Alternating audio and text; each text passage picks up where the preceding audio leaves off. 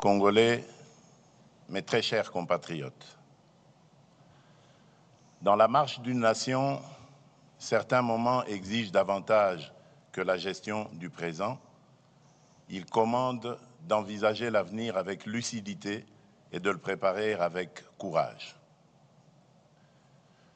Lorsque les défis mettent à l'épreuve notre unité et notre destin collectif, nous devons savoir transcender nos clivages habituels, rassembler nos forces et transformer l'épreuve en une occasion de renouveau. C'est dans cet esprit de responsabilité, de rassemblement et de confiance en l'avenir que je m'adresse aujourd'hui à la nation.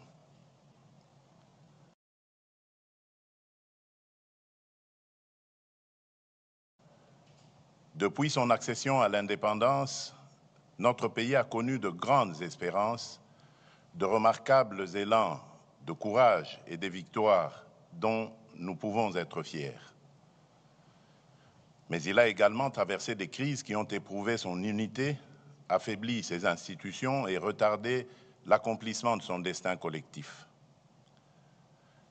À peine indépendante, notre jeune République fut confrontée aux sécessions, aux affrontements politiques, aux ingérences extérieures et aux luttes pour le pouvoir.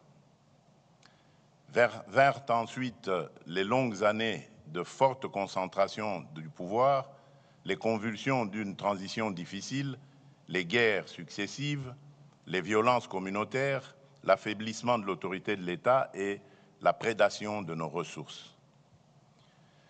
Depuis plus de 3 décennies, l'Est de notre pays porte dans sa chair la part la plus cruelle de cette histoire.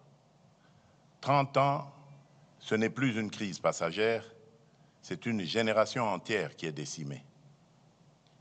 Des enfants sont nés sous le bruit des armes, ont grandi dans l'insécurité et sont devenus à leur tour les parents d'enfants qui n'ont jamais connu une paix véritable. Cela se passe dans notre pays. Des millions de nos compatriotes ont été tués, déplacés ou contraints à l'exil. Des femmes ont subi l'indicible. Des familles ont été dispersées, des villages détruits et des communautés autrefois unies dressées les unes contre les autres. Des richesses qui auraient dû financer nos écoles, nos hôpitaux, nos routes et notre développement ont alimenté la guerre, la contrebande et la criminalité transnationale. À Goma, Bukavu, Bunagana, Rutshuru, Masisi, Nyiragongo, Lubero, Beni, Djougou, Irumu, Calais, Uvira et dans tant d'autres territoires meurtris, des générations entières ont appris à vivre dans l'incertitude, à fuir dans l'urgence et à rebâtir sans cesse ce que l'agresseur et ses supplétifs venaient de détruire dans leur entreprise meurtrière. Pourtant, hier comme aujourd'hui, notre peuple a toujours résisté. Il a résisté par son courage, par sa foi et par son indéfectible attachement à l'unité nationale, porté par une conviction profondément enracinée, à savoir, malgré les épreuves, nous demeurons une seule nation, unie par une même communauté de destin. Car la République démocratique du Congo n'a jamais cessé de vivre dans le cœur de ses filles et de ses fils. C'est précisément cette fidélité à la République qui, chaque fois que la souveraineté, l'intégrité du territoire, l'unité nationale, la paix civile ou la stabilité des institutions étaient menacées, a conduit les Congolais à se retrouver autour d'une même table. Face aux armes, aux divisions et aux blessures de l'histoire, nous avons toujours su chercher, par la parole, le chemin du compromis. Le dialogue s'est ainsi imposé comme une voie du consensus, de la réconciliation et de la reconstruction nationale.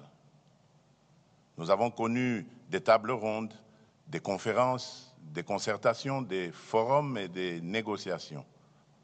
Certains de ces processus ont empêché notre pays de sombrer davantage.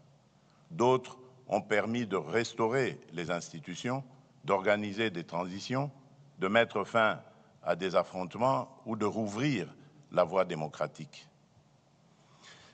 La conférence nationale souveraine a porté une puissante aspiration à la démocratisation et à la vérité dans la gestion de l'État. Le dialogue intercongolais de Sun City a contribué à réunifier les institutions après des années de guerre et de partition de fait du territoire national. D'autres rencontres ont permis d'apaiser les tensions et de rapprocher des positions que tout semblait opposer.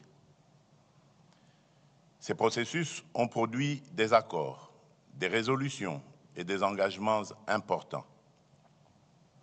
Pourtant, malgré ces avancées, les crises ont ressurgi, les blessures se sont rouvertes, de nouveaux groupes armés sont apparus, les tensions foncières et identitaires se sont aggravées et les réformes engagées n'ont pas toujours rendu l'État suffisamment présent et efficace dans la vie quotidienne de nos populations. Une question s'impose donc à notre conscience nationale. Pourquoi, 66 ans après l'indépendance, notre pays reste-t-il confronté aux mêmes fragilités, aux mêmes fractures et au retour régulier des mêmes crises? Pourquoi tant d'accords n'ont-ils pas encore produit une paix durable et irréversible? La réponse à cette interrogation ne réside ni dans la condamnation d'un camp, ni dans la mise en accusation d'une communauté ou d'une génération.